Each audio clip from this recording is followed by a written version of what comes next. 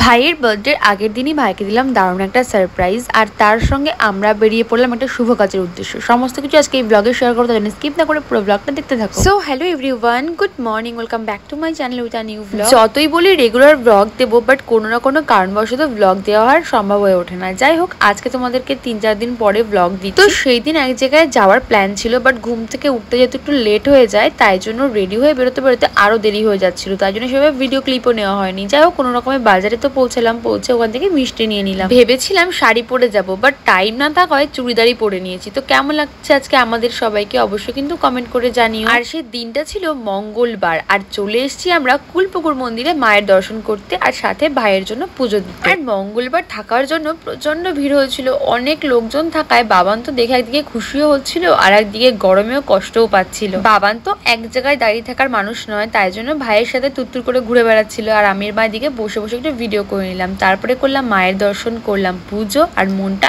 একদমই শান্তি হয়ে গেল।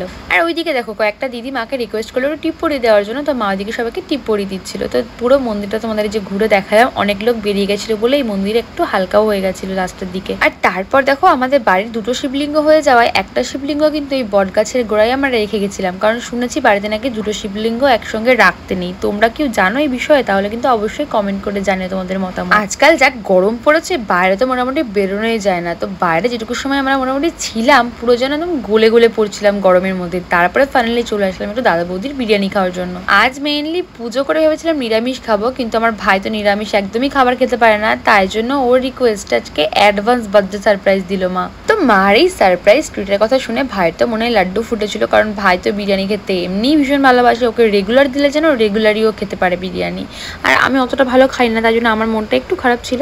আর বাবান তো দেখো ওইদিকে শশা খাচ্ছিল, আর দোকান থেকে আমাদের দেখো বাবানকে ফ্রুটিও দিয়ে দিয়েছিল একটা ভালোবেসে। তো তারপরে চলে আসলো আমাদের স্যালাড আর চাটনি, আর তার সঙ্গে ছিল জল, আর তারপর পরে দিয়ে দিল কিন্তু কাশের থালায় সুন্দর করে সার্ভ করে দাদা বৌদির স্পেশাল বিরিয়ানি। আমার মায়ের তো ফার্স্ট টাইম বিরিয়ানি খেয়ে এত ভালো লেগেছে, কারণ এরকম মাটন বিরিয়ানি মানে কি আমাদের লোকালে অন্তত আগে খাইনি। তো যাই হোক, মা খুশি তো আমরাও খুশি। তারপরে খেতে চলে আসলাম একটু গ্রসারি মানে কিছু জিনিস নেওয়ার জন্য। তো এখানে এসে দেখো বাবানও দেখছে কি কি নেওয়া যায় না যায়।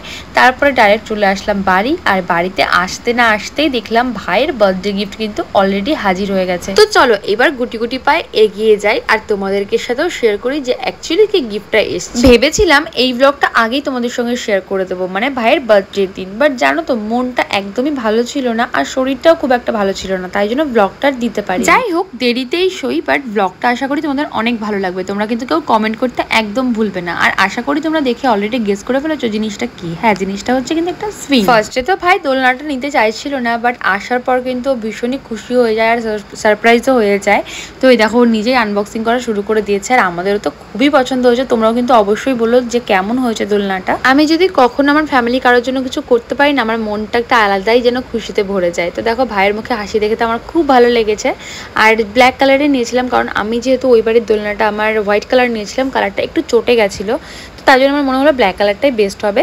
তো ব্ল্যাক কালার নিয়েছিলাম। সচরাচর ব্ল্যাক জিনিস আমরা খুব একটা কিনি না। তো তারপরে আমি মা বাবান একটু বেরিয়ে পড়েছিলাম, কিছু কাজ ছিল সেই কাজ কমপ্লিট করার জন্য। আর তারপরে কাজ কমপ্লিট করে আজকে ইচ্ছা হলো একটু অরুণ আইসক্রিম খাবো। তো চলে এসেছি দেখো এখানে। তো কুলফি মা কিনে দিয়েছিল, বাবান তো কুলফি খেলো না। তারপর বাবানকে একটা ললিপপ আইসক্রিম কিনেছিলাম ফার্স্ট টাইম।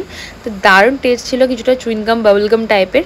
তারপরে আমি হলো একটা কটন ক্যান্ডি ট্রাই করি। সত্যি কথা বলতে আমি কিন্তু আইসক্রিম খেতে খুব একটা পছন্দ করি না, মাঝে মাঝে ভালো লাগে, খুব মুডের উপর ডিপেন্ড করে। যাই হোক, অরুণ আইসক্রিমের প্রচুর ভ্যারাইটি ছিল, বাট আমার ইচ্ছা হয়েছিল আমি 5 টাকার আইসক্রিমটাই কিন্তু খাবো। বাট দুঃখের বিষয় যে আইসক্রিমটা নেওয়ার পরপরই বাবা আমার হাত থেকে নিয়ে নেয়, আর ওখানে বেশি ভ্যারাইটি ছিল না, 5 টাকার যে আইসক্রিমগুলো ছিল তার তো একরকম ফ্লেভারই ছিল। বাট এই ফ্লেভারটা কিন্তু আমিও একটা ট্রাই করেছিলাম, দারুণ লেগেছিল খেতে। আর সব থেকে মেন কথা কি জানো তো, আমি যেহেতু আইসক্রিম খুব একটা পছন্দ করি না, বেশি বড় আইসক্রিম হলে আমি সেটাকে পুরোপুরি শেষও করতে পারি না। তো এই ছোটো আইসক্রিমটা বড্ড দেখতে কিউট ছিল, আর খেতেও ভীষণই টেস্ট লেগেছে আমার। তো বাবানও কিন্তু খেতে ভীষণ পছন্দ করেছে, জায়গায় দাঁড়িয়ে দুটো আইসক্রিম তো খেয়েছে, আর একটা তো ফেলেই নষ্ট করে দিয়েছে। আর এদিকে দেখো আমার ফেসটা কতটা টায়ার্ড লাগছে, তাই না? সারাদিন আজকে অনেক ক্লান্ত হয়ে গেছি রোদে ঘুরে ঘুরে। তারপরে সমস্ত কাজ মিটিয়ে চলে এসেছি মিয়মরেতে। ভাইয়ের জন্য মিডনাইট একটা সেলিব্রেশনের কেক নেব। তো এদিকে কেক নেওয়া কিন্তু কমপ্লিট, আর বাবান দেখছিল আর কি কি নেওয়া যায় না যায়। তো বাবান তো সব জিনিসগুলো দেখছে আর বেশ মজা নিচ্ছে। আর নিচে যে মিয়মরের লেখার লোগোটা সেটা কিন্তু বাবান পড়ার চেষ্টা করছিল আর বলছিল এটা এই অক্ষর ওটা ওই অক্ষর। তো যাই হোক, তারপরে ওখান থেকে চলে আসলাম বাড়িতে। আর একেবারে ঠিক 12টার সময় ব্লগটা আবারও কন্টিনিউ স্টার্ট করে দিলাম। তো তোমরা সবাই উইশ করো আমার ভাইকে, জানি বাড়িতে চলে গেছে, তারপরেও সবাই প্রে করো ওর জন্য। আর ওকে অনেক উইশ করো যেন ওর জীবনটা অনেক সুন্দর হয়, আর পড়াশোনা করতে পারে, মানুষের মতন মানুষ হতে পারে, জীবনে নিজের পায়ে দাঁড়াতে পারে। তো এটুকুই বলবো। তো দেখো এই যে ভাই রয়েছে, আমরা সবাই কিন্তু রয়েছি, আর একসাথে যে কেকটাও এখন কাটানো হচ্ছে। Happy birthday to you, Mama. Happy birthday to you.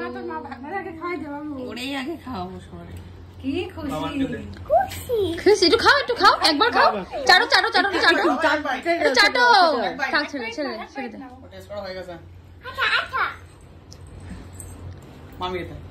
খা না, খা না। ওটু ওটু করে দিচ্ছিস কেন? ওটু বেশি করে দে। আমি কাউরে তো কম দিচ্ছি, আমি তো কেক ধরে দিচ্ছি সবাইকে। না সবাই খাওয়াও। ওকে পাখি, তুমি ও বাবা, তুমি আমাকে একটু কেক খাই দাও। এনাও এনা, মামাকে একটু খাই দাও, একটু আমাকে খাই দাও। ওয়াও। তো এইভাবে সেলিব্রেশন করে কিন্তু আমরা পুরো দিনটা কাটালাম। তো বার্থডে ব্লগ আসছে খুব তাড়াতাড়ি, সবাই সঙ্গে থেকো, সাথে থেকো। আর পেজটা ফলো না করে থাকলে ফলো করে দিও। Love you guys, bye by.